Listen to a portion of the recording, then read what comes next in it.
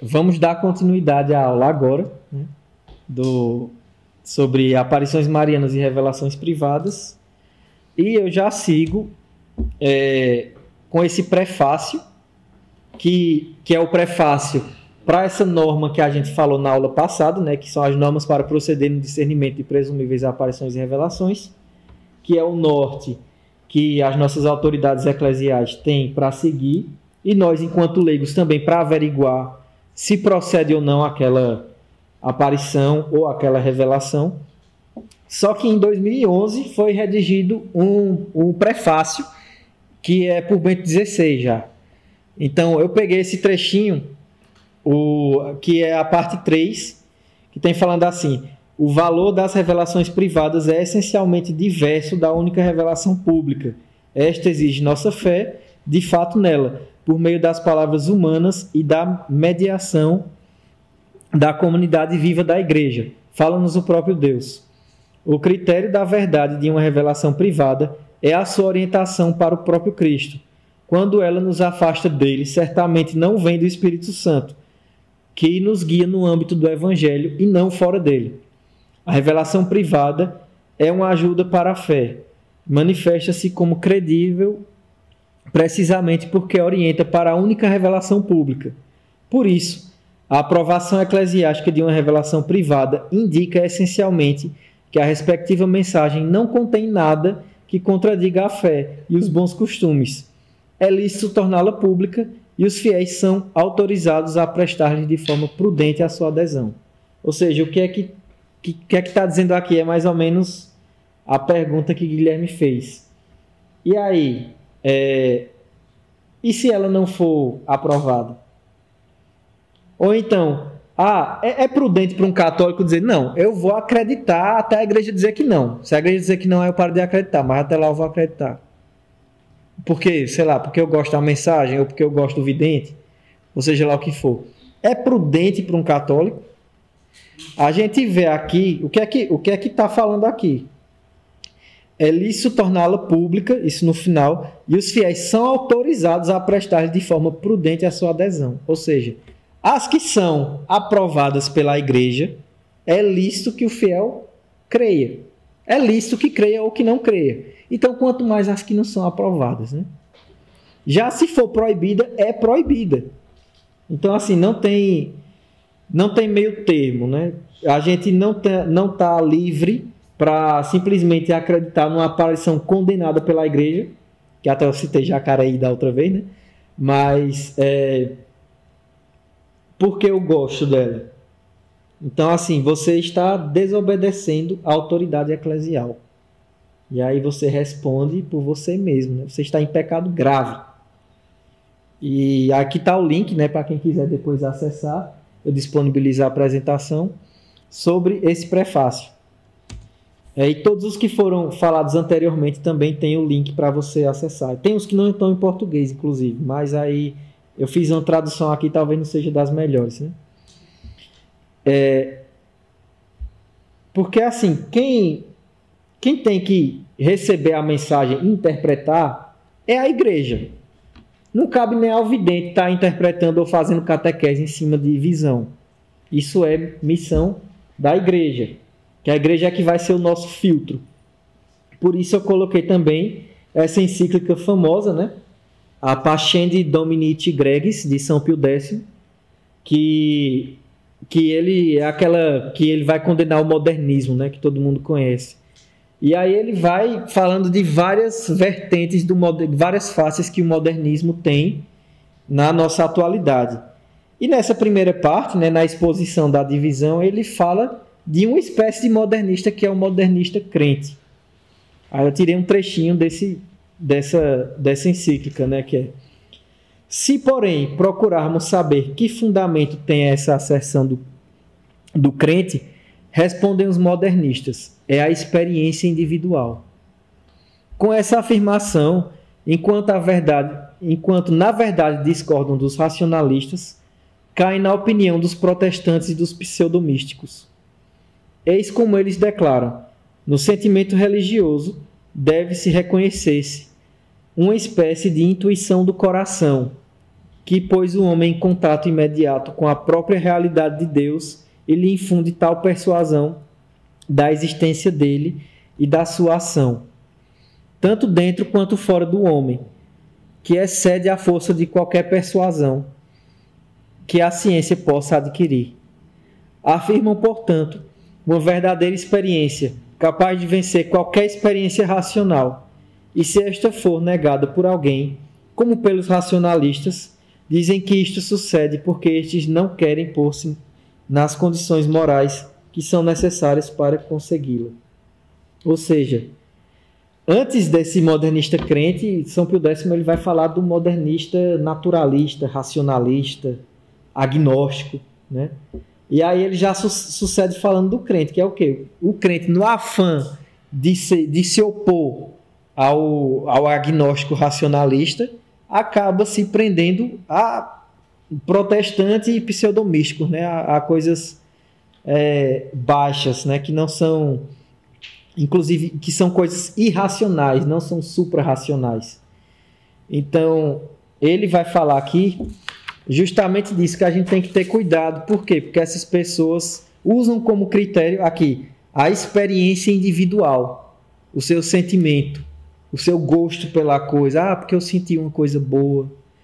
Então, assim, isso não é critério.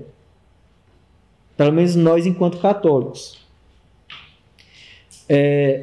Então, eu já vou dar um interlúdio para o fim do mundo, porque isso é uma coisa que todo mundo tá aqui. Todo mundo vê uma profecia, sei lá, padre fulano de tal tem uma profecia nova, dizendo que agora vai. É esse mês que vai vir um anticristo, a grande tribulação e o mundo vai acabar. Enfim, eu coloquei algumas passagens bíblicas para iniciar. Atos dos Apóstolos, capítulo 1, versículos 6 e 7. Estando, pois, reunidos, eles o interrogaram: Senhor, é agora o tempo em que irás restaurar a realeza de Israel? E ele respondeu-lhes: Não compete a vós conhecer os tempos e os momentos que o Pai fixou com sua autoridade. Logo em seguida, já vou dizer também Marcos capítulo 3, versículo 33. Quanto à data e a hora, ninguém sabe, nem os anjos do céu, nem o Filho, somente o Pai. Atenção, vigiai, pois não sabeis quando será o momento. O que é que Santo Agostinho fala dessa passagem? Que eles nem os anjos, nem o Filho. Aí nem o Filho, como assim nem o Filho? Então quer dizer que Jesus não sabe? Claro que Jesus sabe. Jesus é Deus, né? Consubstancial ao Pai. Então, o que é que Santo Agostinho fala aqui? Ele fala que ele diz que o Filho não sabe. Por quê? Porque não pertence ao depósito da fé que ele veio revelar aos homens. Como está dizendo aqui, Deus, em momento algum, quer que os homens saibam o dia. Você não vai conseguir encontrar na Sagrada Escritura, na revelação pública, que é obrigatória, em nenhum momento Deus dizendo vai ser dia X que vai acontecer, ou alguma coisa assim. Ao contrário, não é permitido. Deus não quer que os homens saibam. Então, assim, o magistério da igreja, obedecendo à revelação pública, porque não pode se contradizer uma coisa a outra, sempre entendeu que Deus quer deixar oculta essa data e sempre respeitou isso.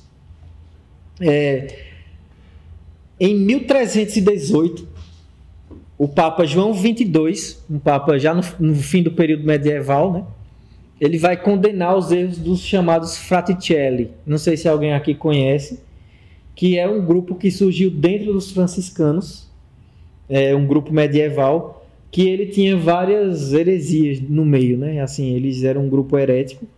Entre as heresias eu posso citar aqui, sei lá, o pauperismo. Também podemos dizer que eles tinham tendência cismática, já que eles não queriam obedecer ao Santo Padre. Pregavam que a igreja tinha que se destituir de seus bens e tudo mais. E eles são inclusive citados até por Humberto Eco. Não sei se alguém já leu O Nome da Rosa ou já assistiu o filme. E os inimigos da igreja gostam dos Fraticelli, então não é um motivo para a gente gostar deles, né?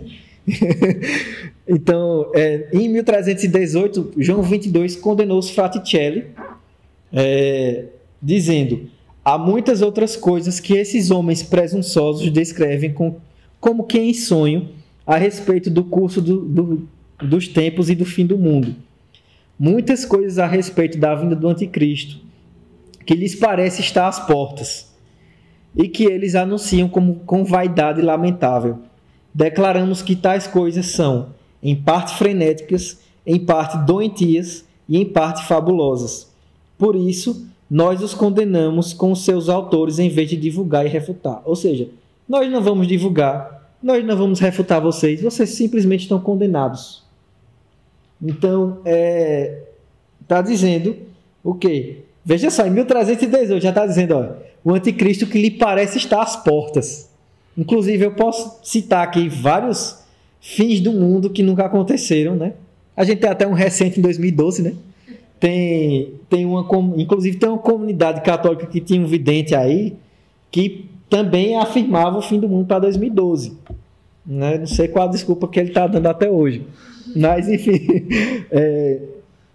está dizendo aqui que está condenado. Não é para você dizer a data, fixar a data, ou dizer, olha, o anticristo está chegando, ou alguma coisa assim. Em 1318, quinto concílio... Estocar comida, corram para as colinas, fujam, vão para o campo, né? Não. Essa visão. Sim.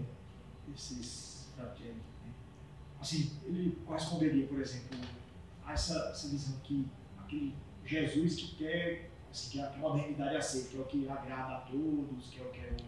É porque é assim... Muito, o pessoal que é mais alternativo aí adota o São Francisco, né? Sim. Imagem, faz quadros, faz coisas assim. Será se essa visão que eles têm seria mais do Fraticelli que... Com certeza.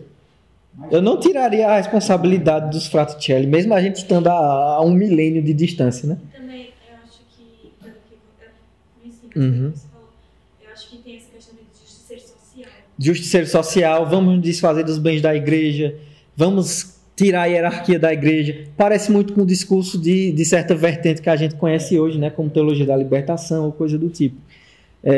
Então, assim... os Fraticelli foram condenados, né? São até hoje, mas muitos, como eu disse, muitos inimigos da igreja gostam de lembrar deles com bons olhos, né? Como aqueles que iniciaram aquilo que a gente quer fazer hoje. Já seguindo, continuando, a gente tratou desse documento, né? A Superni Majestis Presidio do Concílio de Latrão na aula passada, e agora vamos dar continuidade a ele.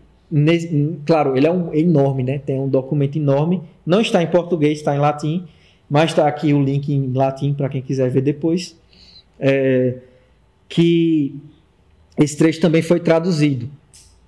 Vamos seguir esse documento, 1516. Mandamos a todos que estão ou futuramente estarão incumbidos da pregação que de modo nenhum presumam afirmar ou apregoar determinada época para os males vindouros, para a vinda do anticristo ou para o dia do juízo.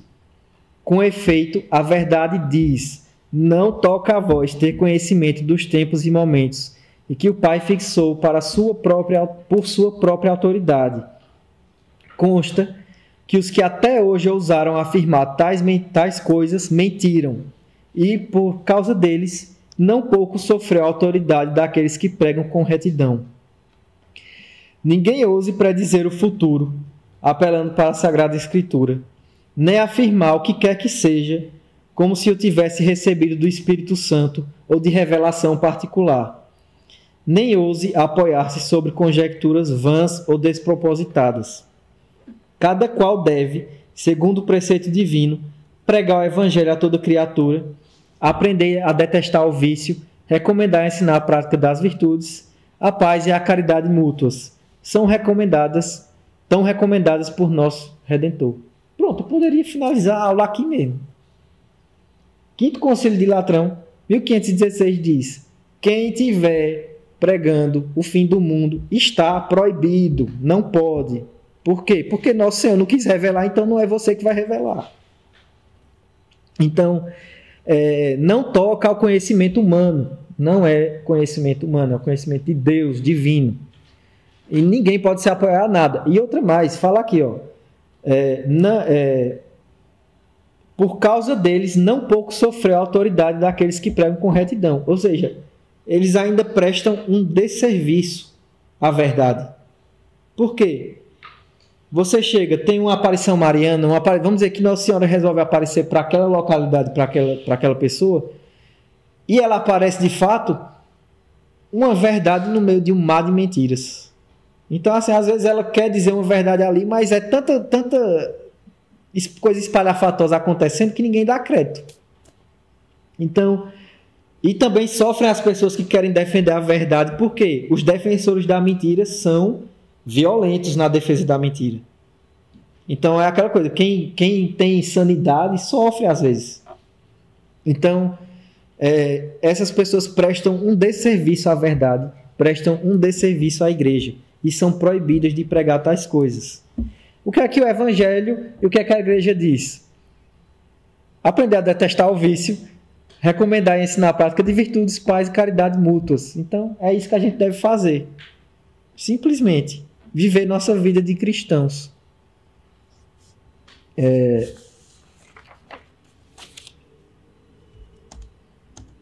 Aqui, essa imagem aqui, não sei quantas pessoas aqui já ouviram falar da aparição de Nossa Senhora de Zeiton no Cairo, no Egito. Alguém já ouviu falar? Sim. Já, né? Tu já. Pronto. Essa aqui é uma foto famosa. Quem for procurar, com certeza vai ver. Aqui tem um fato um pouco inusitado, né? Porque essa aparição, ela ocorreu entre os anos de 1968 e 1971. Na verdade, ela não cessou em 1971. Ela ainda meio que continua aparecendo até hoje. Acho que, se eu salvo engano, a última vez que ela apareceu foi em 2010 ou 2020.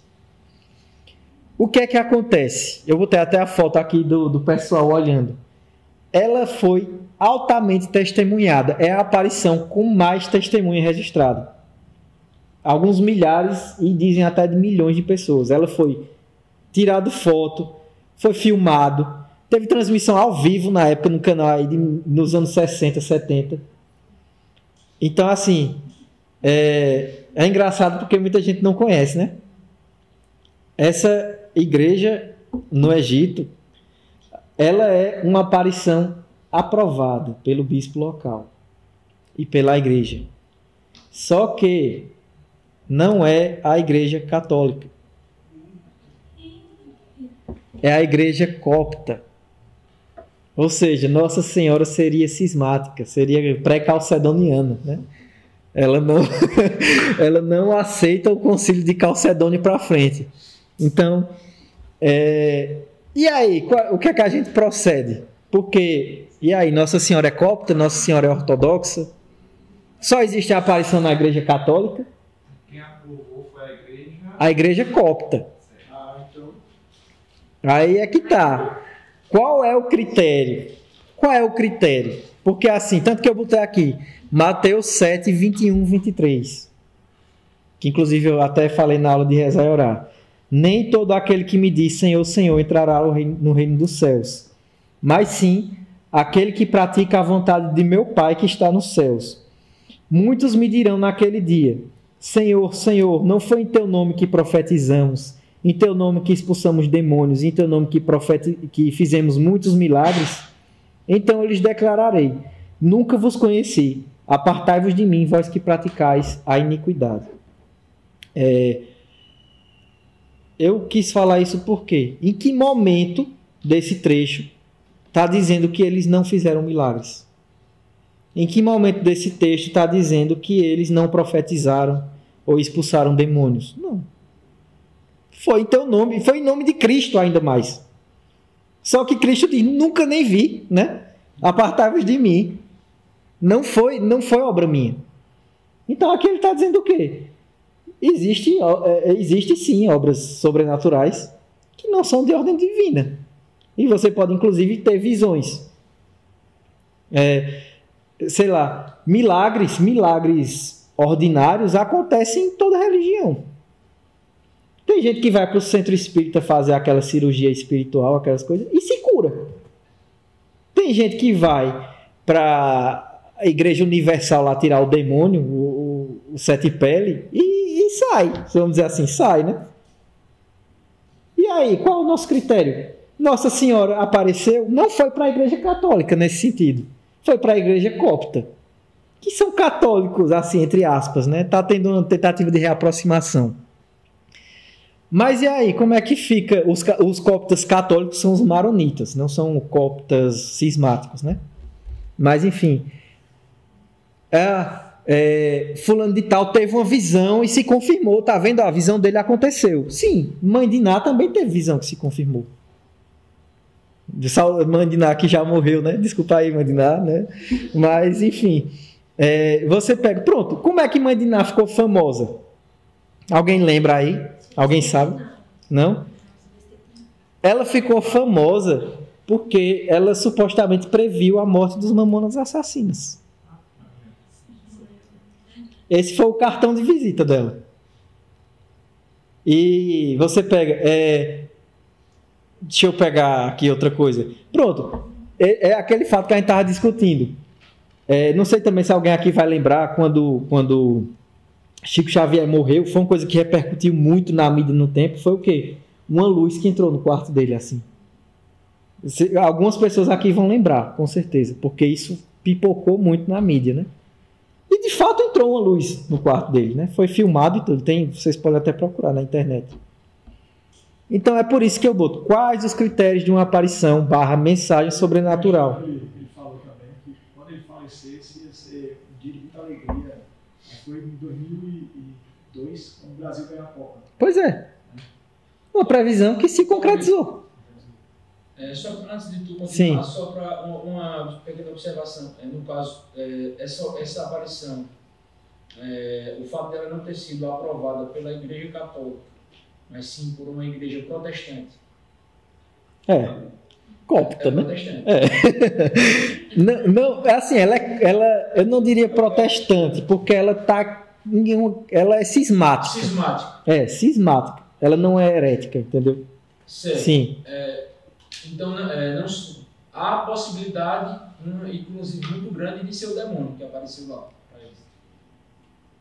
Eu não estou afirmando aqui que era o demônio. Há uma possibilidade. Há possibilidade. Eu também não afirmei, não. Pode ser que seja falso, pode ser que seja alguém que botou um projetor ali, alguma coisa, e simplesmente está fazendo Nossa Senhora aparecer. Não tirando dúvida, mas Sim. a cópita, ela é de um rito oriental. O rito oriental. Mas ela não está em comunhão com a igreja? Ela tem a parte cópita que está em comunhão com a igreja e a parte cópita cismática. Essa aqui é cismática. Essa é na cismática. Deixar claro que... O rito oriental eu acho lindíssimo. Já vi uma celebração. Eu acho... Inclusive, os cóptas católicos, em união com Roma, são os maronitas, né? São Charbel, por exemplo. Então, assim, eu também sou um grande fã do catolicismo oriental. É muito bonito. Tem uma tradição assim, de uma os ritos são... de uma originalidade assim, sem variar, que é uma coisa impressionante. Assim. É lindíssimo você acompanhar um rito católico. Ou bizantino, ou então... qual é aquele país? Armeniano. Enfim, armeniano é protestante, né? Armênio, que é o país, né? Armeniano é protestante, mas enfim, esqueçam, deixa pra lá. A gente vai falar aqui da igreja cópita cismática, que Nossa Senhora supostamente teria aparecido e com muitas testemunhas para ver isso aí com os próprios olhos. O nosso critério é o que eu sempre venho defendendo aqui. Nosso critério é o magistério da igreja. Nosso critério é a chancela da autoridade eclesial para a gente acreditar. Porque a gente, imagina aí, de repente agora eu acredito nessa aparição que é verídica e eu viro cismático. Eu saio da igreja católica. Então, para nós enquanto católicos, a gente faz o quê? A gente perdeu nossa alma, né? Porque eu acreditei que essa aí, inclusive, quando eu fui pesquisar, tem muito site católico, infelizmente, que divulga e trata como verdade, né? Porque tem muita gente muito modernista crente, né? Como São Pio X fala. Aqui eu coloquei alguns pontos que a gente pode observar nas aparições para... Vamos dizer, apareceu semana que vem aqui em Garanhuns, ou apareceu uma nova aparição, ou alguém teve uma revelação privada, alguns critérios que a gente pode observar já de pronto, antes de ter alguma autorização do bispo local, né? Aí, inconsistência ou erro patente, né? O indivíduo tem uma revelação que contém erros, então não é de Deus, porque Deus não erra. A ausência de evidência sobrenatural. Vimos agora uma evidência sobrenatural que não é aprovada pela igreja. Mas tem que ter evidência sobrenatural. Por quê? O que não pode é não ter nada, né? Você simplesmente olhar para uma parede ali e dizer que está vendo Nossa Senhora. Toda semana, inclusive. Mas assim, tem que ter algo que ateste a sobrenaturalidade do fato. Mas isso aqui é um rol exemplificativo, não é taxativo, né? Então, assim, são pontos que a gente pode ver. Tem que ter sobrenaturalidade. Tem, de preferência, que tenha testemunhas, pessoas que viram o fato. De preferência também pessoas não católicas. Você pega, Lourdes teve isso, Fátima teve isso, Guadalupe teve isso. Então, assim, pessoas que viram algum fato extraordinário acontecendo. E que não necessariamente são pessoas católicas. Linguagem dúbia, ambígua ou subjetiva, né? Aquela pessoa que vai fazer uma previsão, mas é aquela previsão muito aberta, que abre margem, não fixa nada, dá margem a várias interpretações, e tudo você pode interpretar e dizer, olha, tá vendo? Aqui, ó, eu já tinha falado isso, numa previsão minha de 10 anos atrás. Então, assim, aquela coisa muito subjetiva, muito aberta, que a gente pode interpretar de várias formas. Aí já entra o critério de objetividade, né? Que é acontecimento, local e tempo. Eu até vou citar depois uma profecia perfeita. Por quê? Porque as coisas não ficam em aberto. Onde é que vai acontecer? O que é que vai acontecer? Qual o período que vai se dar esses acontecimentos? É algo que eu possa mudar, né? Ela é reversível ou é irreversível? Enfim, objetividade. Plágio. Tem videntes aí, inclusive, que usam pedaços de outras aparições e de outras visões, que às vezes pode ser até inconsciente, né? Você gosta daquilo ali, pesquisou, e aí quando vai psicografar, você acaba botando até inconscientemente trechos daquela aparição que você gosta. Isso, inclusive, acontecia com o Chico Xavier, né? Ele imitava o estilo de autores que ele gostava na literatura. Ele era um homem muito erudito, diga-se de passagem. Profecias não cumpridas. Então, principalmente se o vidente já está profetizando há 30, 40 anos, é muito fácil você encontrar alguma profecia que não aconteceu. Tem, inclusive, gente que faz isso. Eu estava pesquisando, tem gente que faz dossiê, assim, de... Porque a gente, até pela nossa memória, a gente tem memória curta e tende a lembrar só do que a gente gosta, né? A gente idealiza o passado, por quê? Porque era muito bom naquele tempo, mas a gente esquece que teve coisa ruim que aconteceu ali, né? A gente simplesmente esqueceu.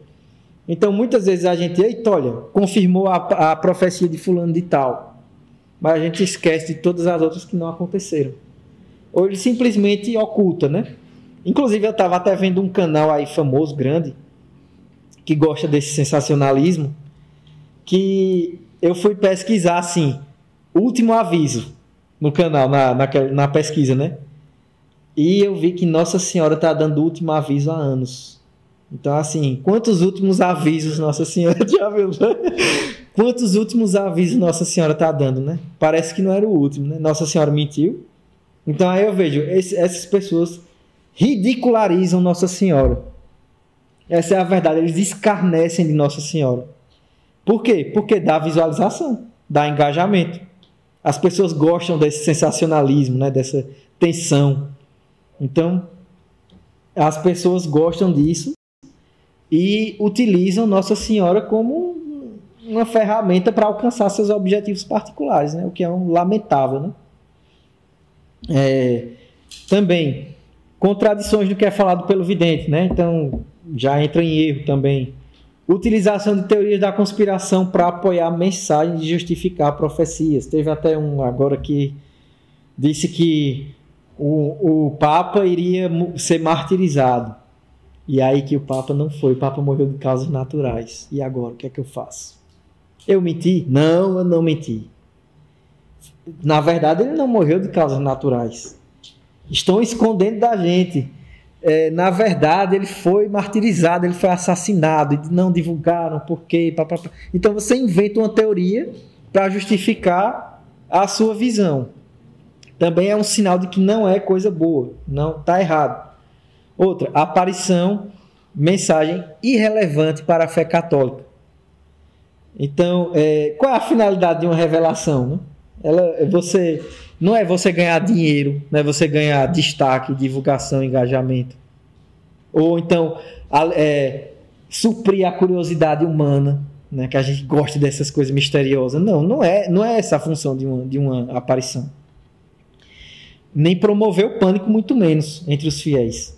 É o quê? Ajudar o católico a compreender e viver segundo a vontade de Deus naquele tempo, naquele período. É isso, uma aparição ela vai dizer, olha gente, vai acontecer uma coisa aqui, rezem, se convertam, façam penitência. Não é para o vidente ficar fazendo, sei lá, catequese em cima de aparição. Essa não é a função de uma aparição. Fixação de data ou tempo para eventos apocalípticos. Então, disse que o fim do mundo está chegando, a gente já viu que os documentos dizem que é falso. Essa pessoa está mentindo. Ou está tendo um delírio, né? A pessoa pode realmente estar vendo alguma coisa. Tipo a galera que fala que esse último Papa, essa história, né? Isso aí é... Pronto, aí a gente já entra... Isso aí é... Revelações contra a Santa Igreja e o Papa. Porque tem... se você vê que ela prega a divisão da Igreja, diz que o Papa é ilegítimo, que o Papa não é o verdadeiro, que hoje em dia tem 50 tons de sedivacantismo, né? Porque antes era só aquele pessoal que não... que antes era só os que não aceitavam o Concílio Vaticano II. Aí depois apareceu uma leva que dizia, não, na verdade a gente não aceita Francisco, mas o Papa legítimo é Bento XVI. Aí Bento XVI morreu, agora a sé está vacante. Então, enfim... Bento XVI aceitava Francisco. Bento XVI aceitava Francisco, né? Aí é que tá, o Papa Francisco. Então, essas profecias... Imagina aí, Nossa Senhora pregando a divisão da igreja e a apostasia dos fiéis. Que maravilha, né? Não faz o menor sentido.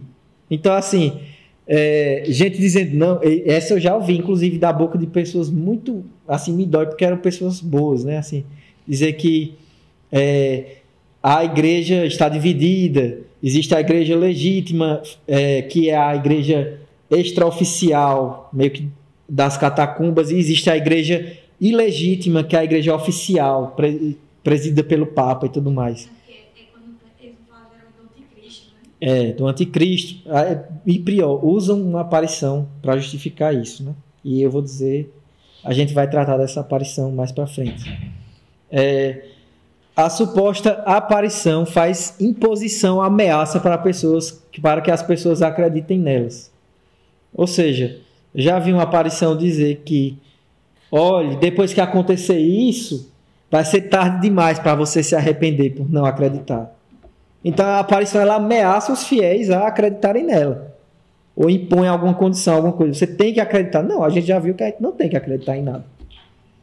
Quem tem que dar a chancela é a igreja, e depois que a igreja aprova, fica a meu critério, enquanto fiel católico, acreditar ou não. Eu tenho esse meu direito. Lucros adquiridos pelo vidente, né, em decorrência da sua aparição, ou seja, se inscrevam no meu canal, sejam membros, engajamento, mandem o Pix, porque enfim, minha vida é só essa, né?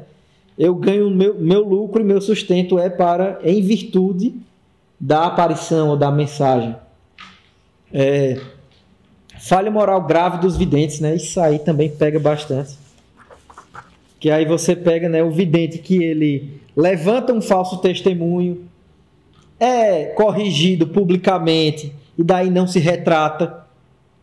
Por quê? Porque ele é orgulhoso. Então, assim, mente, ofende as autoridades da igreja. Isso não é porte de um... Se a gente pegar os videntes, como por exemplo, você pega um Santa Bernadette, né? Não tem nada a ver. Nada a ver. Os videntes de Fátima, né? Essa pessoa que tem orgulho, ainda mais ameaça os outros. Olha, se você me divulgar contra mim, eu vou lhe processar. Então, assim, isso é postura de uma pessoa que está tendo contato direto com Nossa Senhora? Eu já vi uma ameaçando de dar uma... Pois é. Você acha que imagina aí, Nossa Senhora aparecendo, filho, não acredite nesse povo, processa todo mundo. É engraçado, mas é sério, minha gente. A gente ri, mas isso é seríssimo. Essa pessoa está em um erro grave e está levando quantas pessoas junto dela? O cara diria que Nossa Senhora poderia aparecer para qualquer um, né? É. Acho que a pessoa, pelo menos em estado de graça, uma pessoa que... Imagina aí, pronto. Santa Bernadette, de novo, para mim é um grande exemplo de vidente. De vidente real. Ela... além dela ter sido desacreditada por todo mundo na época, ela entrou depois, foi para o convento, né? E ela sofreu bastante lá. Por quê? Porque as outras irmãs maltratavam ela. Porque achavam que ela se achava demais por ter visto Nossa Senhora. Sendo que era justamente o contrário. Ela até dizia: Nossa Senhora apareceu para mim não é porque eu sou uma grande virtuosa, é porque eu sou a mais ignorante que ela encontrou. Se tivesse uma mais ignorante do que eu, ela tinha escolhido ela. Tanto que na época ela nem francês ela falava, né? Era um dialeto lá da França. Foi inclusive difícil por causa disso, né? A comunicação. Acho que essa mudança de vida é importante, porque esses videntes que você está falando, geralmente eles só sabem de chacota depois. Pois é. Que é um dos critérios que é utilizado naquele documento da aula passada. Que é o quê? A vontade de voltar à sua vida como era antes da visão. Não a vontade, assim, a postura, entendeu? Vamos dizer, o bispo chega na sua cara e diz assim: eu não estou acreditando nada não que você está falando. Vou condenar. E você dizer simplesmente: tá certo, eu obedeço, baixo minha cabeça e sigo minha vida.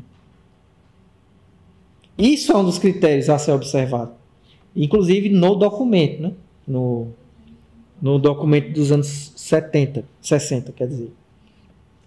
Então aqui já entra também rebeldia perante a autoridade legítima da igreja. A pessoa não aceita. Tem um vidente que diz também que mesmo que o bispo ou que, sei lá, qualquer pessoa dizer que está condenado, está proibido, ele vai continuar divulgando.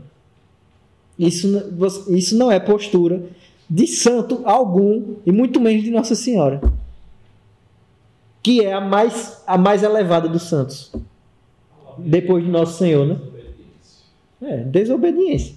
E é normal que os videntes se tornem santos. Com certeza. Depois. Porque uma vez que você tem contato real, a mudança de vida é visível para todo mundo. Com certeza. A irmã Lúcia fez o quê? Foi para um Carmelo. Ficou lá trancado. Não quis fazer um canal no YouTube. Nem tinha YouTube na época, né? Mas enfim, não quis fazer nada demais, né? Assim, os louros, a mídia.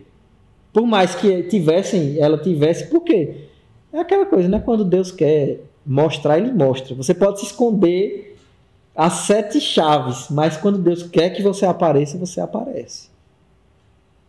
Então aí a gente também vê os frutos. Quais os frutos dessa devoção, né? As pessoas estão mais católicas, estão se convertendo mais, estão rezando mais, estão obedecendo mais à autoridade? Ou não é isso que está acontecendo? As pessoas estão virando vacantistas, por exemplo. Quais são os frutos dessa aparição? Você mencionava Sim. essa aparição aí de volta, eu pensava, ele vai com certeza certeza vai chegar lá, mas eu pensava justamente isso.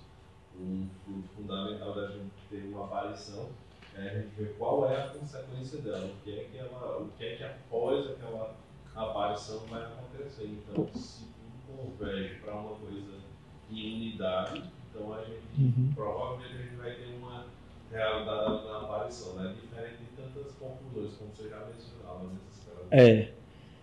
Aí eu coloquei a profecia de Mateus 24, porque eu falei aqui, né, de objetividade, né, que acontecimento local e tempo. Então, claro que eu não vou ler a Mateus 24, que é o capítulo inteiro, né? Mas justamente trata da destruição do templo de Jerusalém.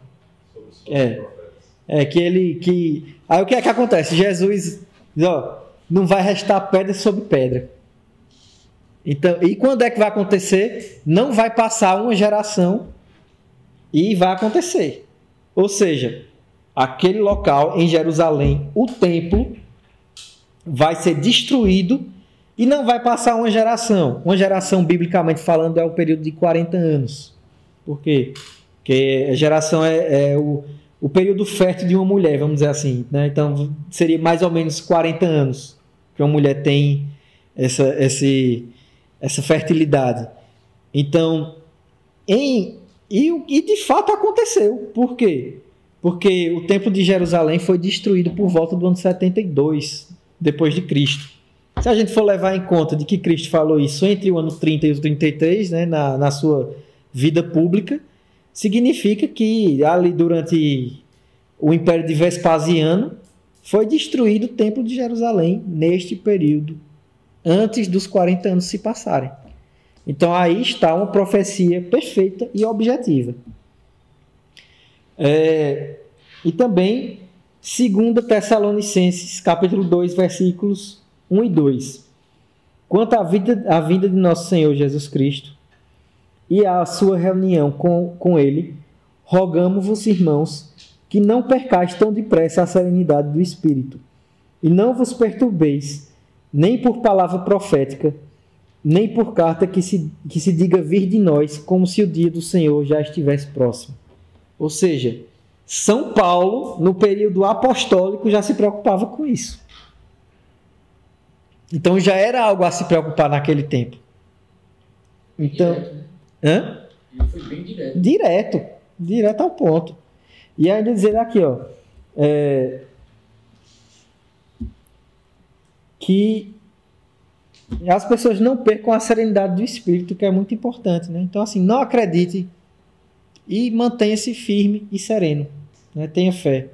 Então, assim, o que é que a gente vê? O povo, então, se é desse jeito, para que igreja? Para que hierarquia? O nome disso é protestantismo, né? Se eu simplesmente seguir ou a minha intuição, ou porque eu gosto, ou então, fulano de tal é uma pessoa tão boa, ele reza o texto, minha gente, ele vê anjos, veja que mensagem, eu gosto dessa mensagem. Não, amigo, não é esse o nosso critério. Não seja modernista crente.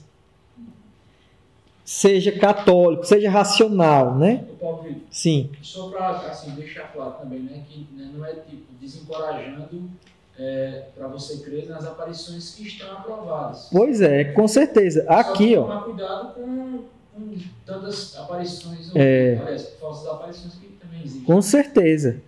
Aqui mesmo, Bento XVI fala que o critério quando ela certamente vê o Espírito que nos guia no tempo. A revelação privada é uma ajuda para a fé e manifesta-se como credível, aí segue, enfim. Está dizendo o quê? Uma revelação privada, quando bem ordenada, ela é salutar para a vida do cristão. Por exemplo, não é obrigatório você acreditar em Nossa Senhora de Fátima. Concordo, você pode ser plenamente católico sem acreditar em Fátima. Mas, pelo menos, aí é a opinião minha, eu acredito que Nossa Senhora de Fátima e a mensagem de Fátima são de grande ajuda para que eu tenha minha vida católica. Claro que, como eu disse, ela tem que ser a devoção particular, tem que ser bem ordenada. E ela não pode tomar lugar do principal, ela tem que ser acessória. Ela vamos dizer assim, ela é a escada, é uma luz que me leva para frente, para cima. Mas ela não é o caminho. Né? Então, assim, o caminho é Cristo, né? É seguir os sacramentos, seguir os dogmas de fé e a revelação pública de Cristo e tudo mais. Mas a devoção, ela é salutar, a verdadeira devoção, que foi aprovada pela igreja e que é lícito ao fiel crer e seguir. Por quê? Quando ela é aprovada, a igreja já diz, não, aí não tem risco de você perder a fé. Então, o fiel pode sim levar em conta, e eu acredito que essas aparições, essas mensagens, visões, que são aprovadas e têm assim um bom conteúdo para o cristão levar em conta, elas são de grandíssima importância. Aí eu tô, quanto tempo tá, Rafael? 45 minutos. Será que dá tempo eu correr aqui? Eu vou correr só para terminar hoje. Dá. Que é o quê? La Salette. La Salette, como vimos na aula passada, ela é uma aparição aprovada pela igreja. Inclusive, ela foi aprovada pela Santa Sé. Ela foi aprovada pelo bispo local e pela Santa Sé. Então, ela tem um grande argumento, né, dizendo que sim, é seguro você crer em La Salette. Tudo indica que sim, pode crer. Aquele princípio, né? Não. Esqueci agora. Nunca obstare, alguma coisa assim, que eu citei na aula passada, né? Que não tem nada que impeça o católico de seguir. Ela passou pelo filtro e foi aprovada. Então eu criei uma linha do tempo, por quê? Porque ela é muito complexa. É uma aparição que eu diria que as pessoas o que estão fazendo com ela é criminoso. Talvez seja da mesma forma que pegaram o Concílio Vaticano II e deturparam. Bom, eu fiz uma linha do tempo que vai desde a aparição até o último movimento importante, que foi em 1999. Ou seja, aí cobre uns 100 anos de linha do tempo. Então, em 1846, os videntes Melanie e Maximin têm contato com uma bela senhora que estava em prantos. De acordo com a revelação, era uma possível aparição de Nossa Senhora. Então, essa aparição, os videntes tiveram contato com ela em 1846. No ano seguinte, em 1847, a diocese local compilou a mensagem em um texto único, a mensagem pública de La Salette. Aí eu deixei o link aí que tem a mensagem pública de La Salette, mas é uma que acredito que todo mundo aqui deve conhecer. É que ela estava chorando e fala que as pessoas estão ferindo muito, né, o filho dela e que ela está muito triste enfim, ela passa penitência, conversão. Acho que foi o dia da aparição. Foi essa semana. Eu faço parte das mães que oram pelos filhos. Uhum. E ela é nossa padroeira. Pronto. Aí o dia que a gente foi dia 19. Ok. Então, em 1847, há essa que é a chamada Mensagem Pública de La Salette. Pode ser acessada aí. Ela é uma boa mensagem, não tem nada de errado nela. Está totalmente lícita. Em 1851, os videntes permitiram que suas versões individuais fossem redigidas e enviadas para análise do Papa Pio IX. A aparição foi aprovada, mas a revelação secreta foi perdida. Aí é que começa a azedar. Por quê? Existe a revelação pública, que é essa que foi em 1847, aprovada pelo bispo. E existe o segredo de La Salette, que é para o Papa Pio IX. Os videntes, cada um deu sua versão, foi redigida, né? E, infelizmente, em 1851 se perdeu. E aí é que começa. Por quê? Em 1879, portanto, sei lá, uns 30 anos da aparição, né? Mais ou menos. 28 desde que foi feito o manuscrito da revelação privada para o Papa, com o apoio de um bispo italiano e seu imprimatur, né, que é a permissão do bispo, Melanie publicou um panfleto com outra versão bem mais extensa do segredo. Então, existe outra versão, que é a versão corrente de La Salette. Quando eu digo que é a versão corrente, eu estou falando que é mesmo. Você não encontra outra versão. Infelizmente. Essa versão, ela circula abertamente em todos os cantos. Quando você fala de La Salette, é essa que você vem à cabeça. Qual é essa versão? É uma mais longa do que a original e que tem dizendo, por exemplo, né, que Roma perderá a fé e será a sede do anticristo, que o anticristo Da freira, né? vai nascer fruto de um bispo com uma freira hebraica, e que até tem dizendo assim, será durante este tempo que nascerá o anticristo, de uma religiosa hebraica, de uma falsa virgem que terá comunicação com a velha serpente, o mestre da impureza. Seu pai será um bispo. Ao nascer, ele vomitará blasfêmias e terá dentes. Numa palavra, será o demônio encarnado, né? Então, assim, é como se fosse aquele filme de Zé do Caixão, né? A encarnação do demônio. Então, assim, como se o demônio, inclusive, tivesse o poder de encarnar, como o verbo divino, né? Nosso Senhor encarnou. Então, que vai ter esse anticristo e que a igreja será eclipsada, tudo mais. Tem essas passagens, é esta versão que eu estou me referindo. Não é a outra versão de La Salette. A possibilidade, então, houve a possibilidade, por exemplo, do vidente estar certo até aqui e aí ser ludibriado por o demônio aqui e começar a contar algumas coisas nada a ver daqui em diante, mas a mensagem daqui para trás estava correta. Vimos na aula passada que é uma coisa que o documento deixa para o bispo observar, que é o quê? Coisas erradas ou meramente humanas que o vidente pode ter colocado. Às vezes não é por má intenção. Às vezes você recebe telefone sem fio, recebeu X e entrega Y, a mensagem. Se eu não me engano, na aula a gente viu também que o bispo tem que estar acompanhado, né? Sim. Mesmo depois da aprovação, se aparecem novas circunstâncias, algumas outras coisas, sim, precisa ser acompanhado. Com certeza. Ver se vai criar um sectarismo, alguma coisa. Então, assim, também tem a questão de que, como o Rafael falou aqui, pode acontecer de um evento começar divino e terminar demoníaco.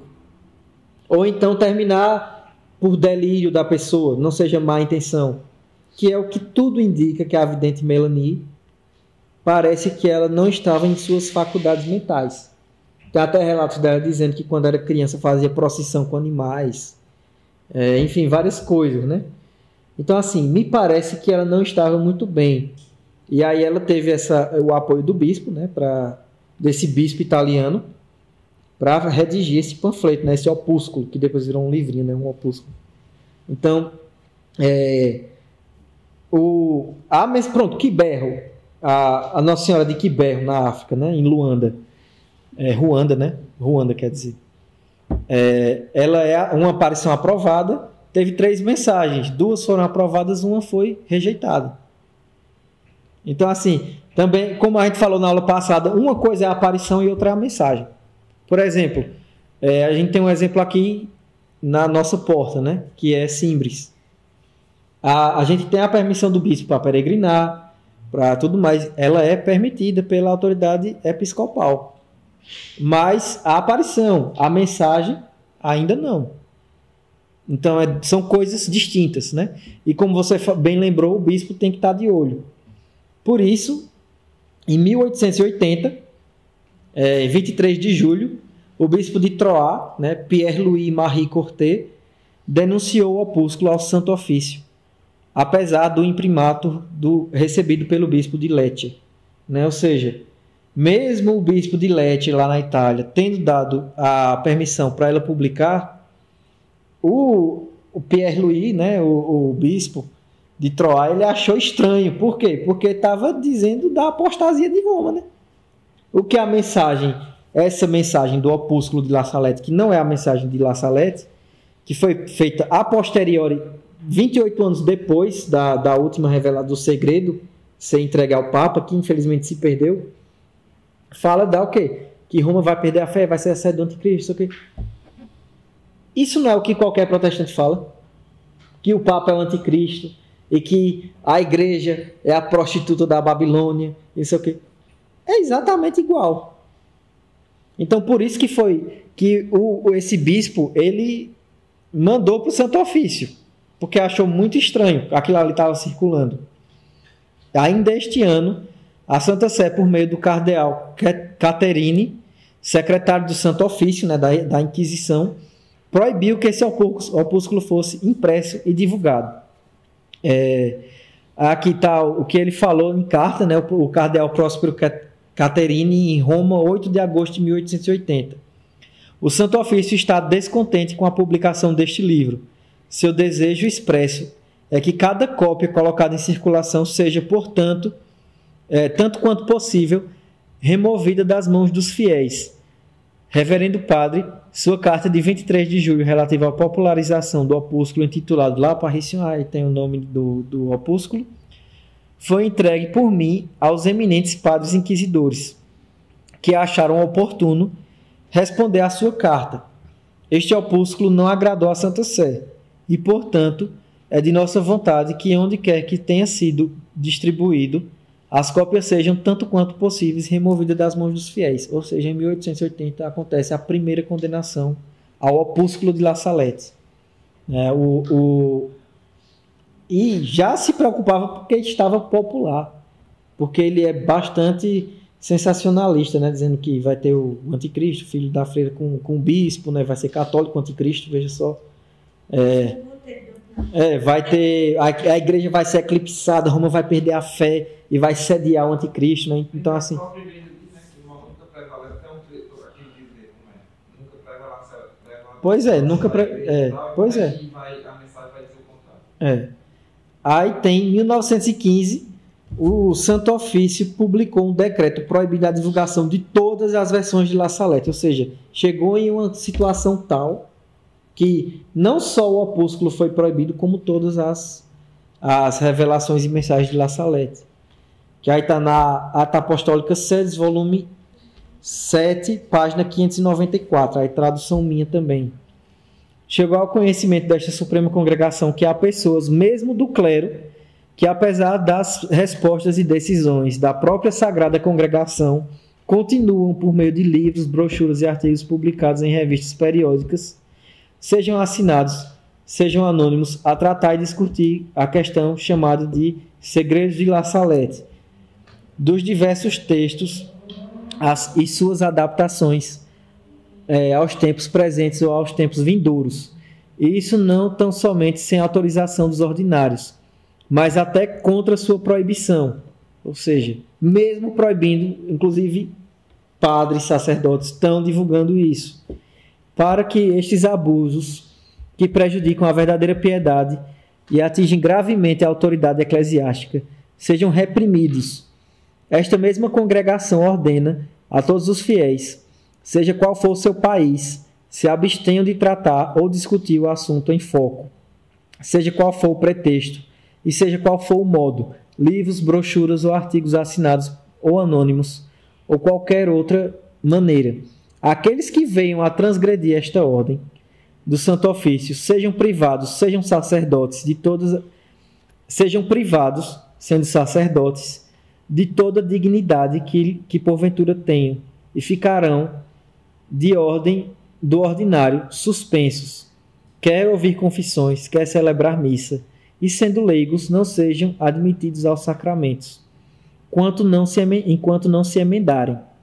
Além disso, que tanto estes quanto aqueles se sujeitam às sanções decretadas por Leão XIII na Constituição Officiorum Ac Munerum, contra os que publicam, sem autorização dos seus superiores, livros que tratam de coisas religiosas, quer por Urbano VIII, no seu decreto Santissimos Dominus Noster, baixando a 13 de março de 1625, contra os que difundem publicamente sem autorização do ordinário o que for apresentado como sendo revelações. Ou seja, a condenação diz respeito aos sacerdotes e aos leigos. Os sacerdotes estão suspensos, né? Não podem ministrar a Eucaristia, ouvir confissões, enfim, e os leigos estão excomungados, né? Todos os sacramentos.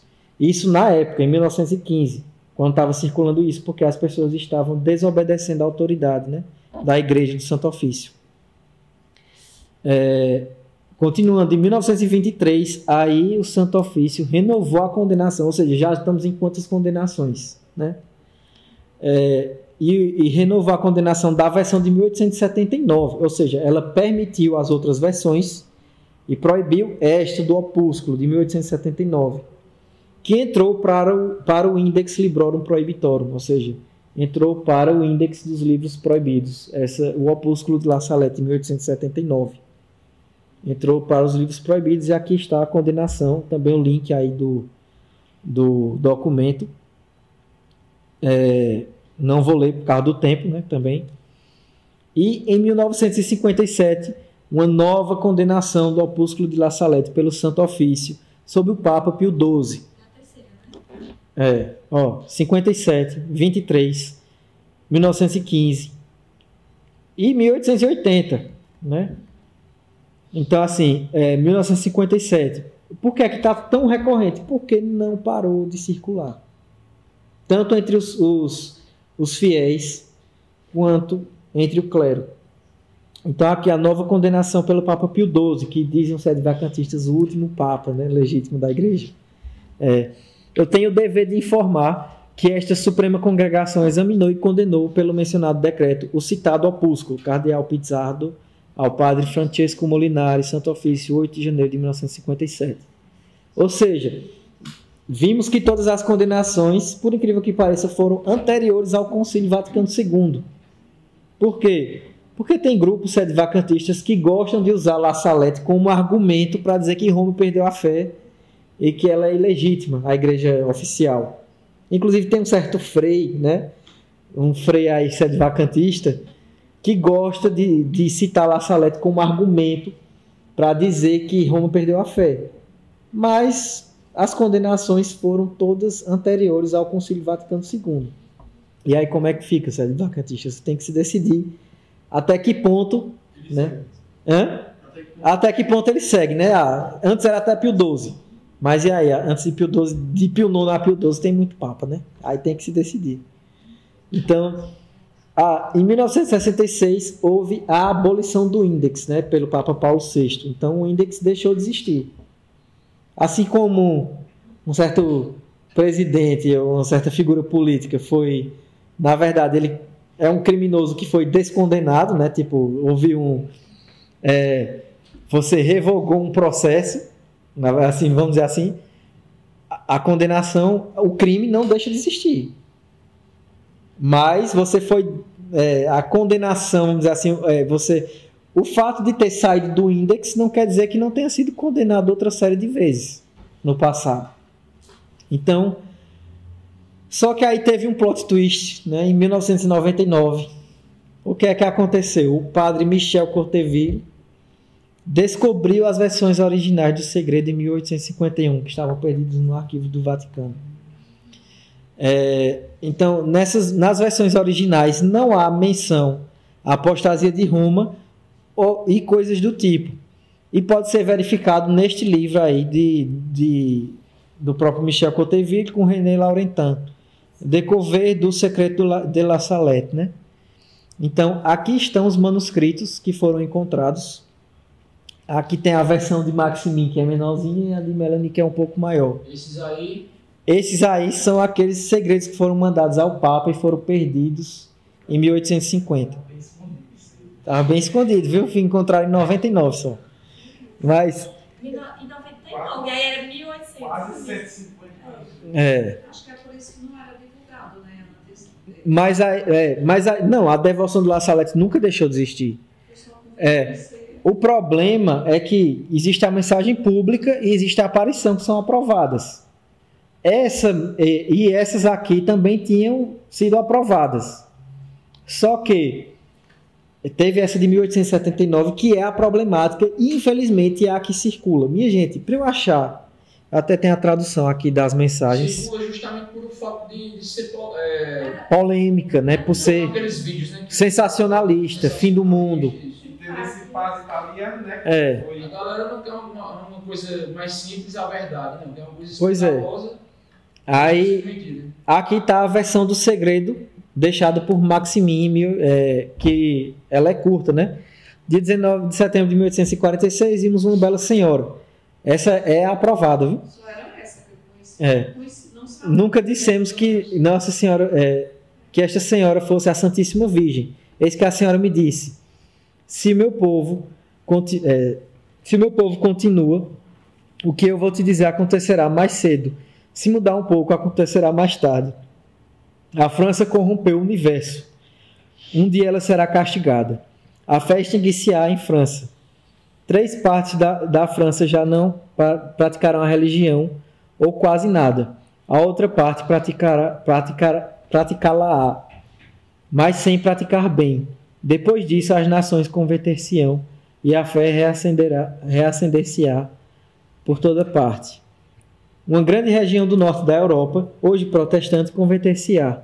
E com a ajuda desta região, todas as outras regiões do mundo se converterão. Antes que tudo isto aconteça, haverá grandes perturbações na igreja e por todo lado. Depois disso, o nosso Santo Padre será perseguido. O seu sucessor será um pontífice que ninguém espera. Depois disso, haverá uma grande paz, mas ela não durará muito tempo. Um monstro virá perturbá-la. Tudo que digo não acontecerá acontecerá no outro século, o mais tardar aos 2000 anos. Ou seja, a gente está falando aqui dos eventos do século XX, né? Ao mais tardar, aí veja a determinação. Vai acontecer isso, França, tal. Nesse período de tempo. Agora a de Melanie, que é maior. O segredo da Santíssima Virgem me deu na montanha de La Salette, 19 de setembro de 1846. Melanie, eu lhe direi algo que não contarás a ninguém. Chegou o tempo da cólera de Deus.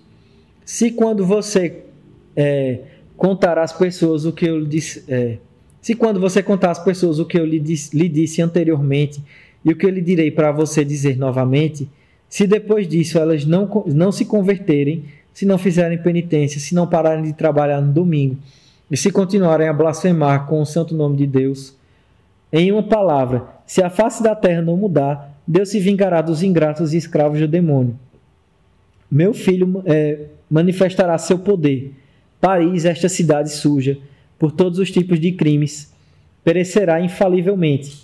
Marsella será destruída em pouco tempo. Quando estas coisas acontecerem, a desordem estará completa na terra. O mundo se renderá às suas paixões ímpias. O Papa será perseguido por todos os lados. Atirarão nele, quererão matá-lo. Inclusive, a gente pode até fazer um paralelo com o que aconteceu com João Paulo II, né? Mas ninguém poderá fazê-lo. O vigário de Deus triunfará novamente desta vez. Os sacerdotes, as religiosas e os verdadeiros servos do meu filho serão perseguidos, e vários morrerão pela fé em Jesus Cristo. Uma fome reinará ao mesmo tempo. Depois que tudo isso acontecer, muitos reconhecerão a mão de Deus sobre eles e se converterão e farão penitência por seus pecados. Um grande rei subirá ao trono e reinará por poucos anos. A religião florescerá novamente e espalhará por todo o mundo e haverá uma grande abundância. O mundo, satisfeito por nada faltar, cairá novamente em suas desordens, esquecendo-se de Deus e entregando-se às suas paixões criminosas.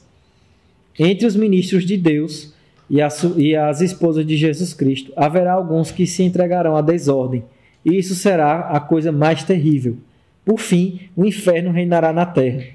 Será então que o anticristo nascerá de uma freira, mas ai dela. Muitos acreditarão nele, porque ele alegará vir do céu. Ai daqueles que crerem nele. Nesse tempo não se esse tempo não está distante. Não passando 2 vezes 50 anos, ou seja, mais ou menos uns 100 anos, né? Não passando 100 anos. Minha filha, não contarás o que eu acabo de te dizer, nem dirás a ninguém. Se disseres algum dia, não digas do que se trata. Não dirás mais nada até que eu diga para fazê-lo. Rogo ao Santo Padre, o Papa, que me dê sua bênção. Inclusive, a Nossa Senhora pedindo a bênção ao Santo Padre, né? Então, aqui, esta é a verdadeira mensagem de Melanie e de Maximin. E vocês veem, eles atribuíram tempo, então já se cumpriu, já foi cumprido. Inclusive, a gente pode até dizer que isso pode ser os eventos do século XX, né? Muito facilmente. Eles só acharam esse escrito perdido em 99. É. O atentado foi na década de 70, né? Não, na década de 80, eu acho, né? No início. Não sei. Mas, enfim, a gente pode citar a Primeira Guerra, a Segunda Guerra, Revolução Russa, toda a desgraça que aconteceu no século XX, né? A gente pode dizer, até porque ela atribuiu um tempo, foi determinado. A decadência moral, o clero, a perseguição aos bons sacerdotes e aos bons fiéis.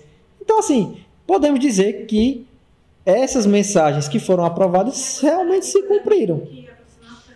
A quantidade de coisas ruins que aconteceu na França, né?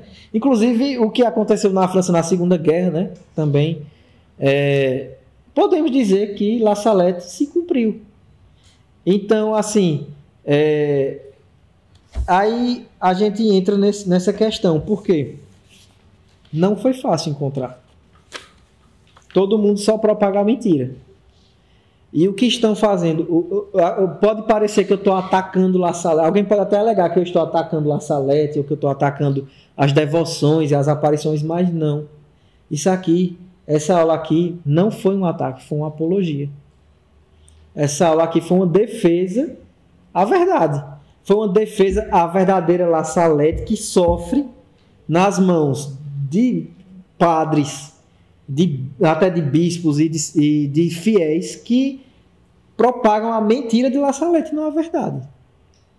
Então, assim, pessoas que ridicularizam a igreja, ridicularizam Nossa Senhora, ridicularizam as coisas santas, os anjos. Essas pessoas não devem ser respeitadas pelo fiel católico, enquanto pessoas videntes se respeitam. Então, assim, o que eu estou querendo dizer aqui é que creiam na verdade da igreja, creiam, obedeçam ao magistério da igreja, confiem no magistério da igreja, na Sagrada Escritura, e confiem no que há de bom e verdadeiro.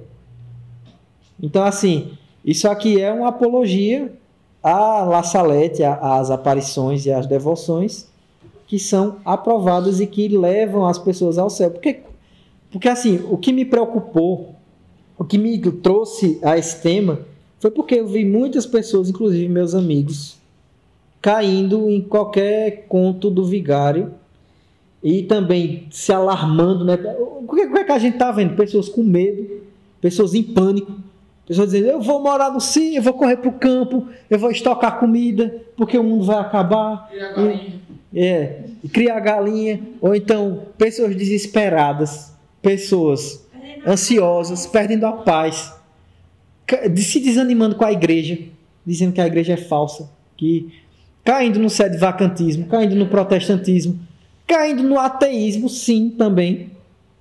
Por quê? Inclusive, isso é um bom argumento para um ateu. Quer dizer, você aí está vendo fulano na igreja católica dizendo que o mundo vai acabar, e cadê que o mundo acabou?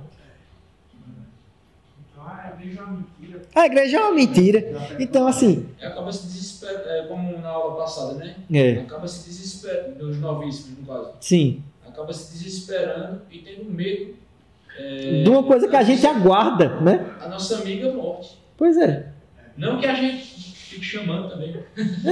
Não, quando acontecer, aconteceu. Mas aí, o fim do mundo. O fim do mundo vai acabar. O mundo vai acabar, quer dizer. Não é? O fim do mundo vai acabar. O mundo vai acabar, nem que seja só para você, em algum momento vai acabar, né? Mas que isso é uma certeza. E a gente quer que Jesus volte, né? A gente quer a segunda vinda de Cristo. É algo que a gente quer que aconteça. Então, assim, pessoas escrupulosas, pessoas amargas, pessoas que estão caindo no desespero e estão tendo paranoia. Enfim, é por isso que eu concluo com essas passagens aqui da revelação pública, né? Romanos 16, do versículo 19 ao 20. Vossa obediência tornou-se conhecida de todos e sois por mim motivo de alegria. Mas desejo que sejais sábios para o bem e sem malícia para o mal, pois Deus da paz, o Deus da paz, não tardará em esmagar Satanás debaixo dos vossos pés. Obediência, obediência. Mateus 16, 18, né, como o nosso amigo Guilherme falou, tu és Pedro, e sobre essa pedra edificarei a minha igreja, e as portas do Hades nunca prevalecerão contra ela. Então, acreditar, né, no Papa, acreditar na Santa Igreja, e que por mais que as coisas estejam ruins, já estiveram piores, inclusive, e que vamos manter nossa fidelidade. E 1 Tessalonicenses 5, versículos 16 a 22, alegrai-vos sempre, orai sem cessar, por tudo dai graças, pois esta é a vontade de Deus a vosso respeito em Cristo Jesus. Não extingais o Espírito, não desprezeis as profecias, discerni tudo e ficai com o que é bom. Guardai-vos de toda espécie de mal. Ou seja, discernir o que é bom, ficar com o que é bom. E como é que eu sei o que é bom? O magistério vai dizer o que é bom. E aí, obedecendo ao magistério e à igreja, a gente retém o que é bom e tem um caminho de fé, né? E um caminho de serenidade na fé. É mais ou menos isso que eu queria dizer. E muito obrigado. E viva Cristo Rei! Viva!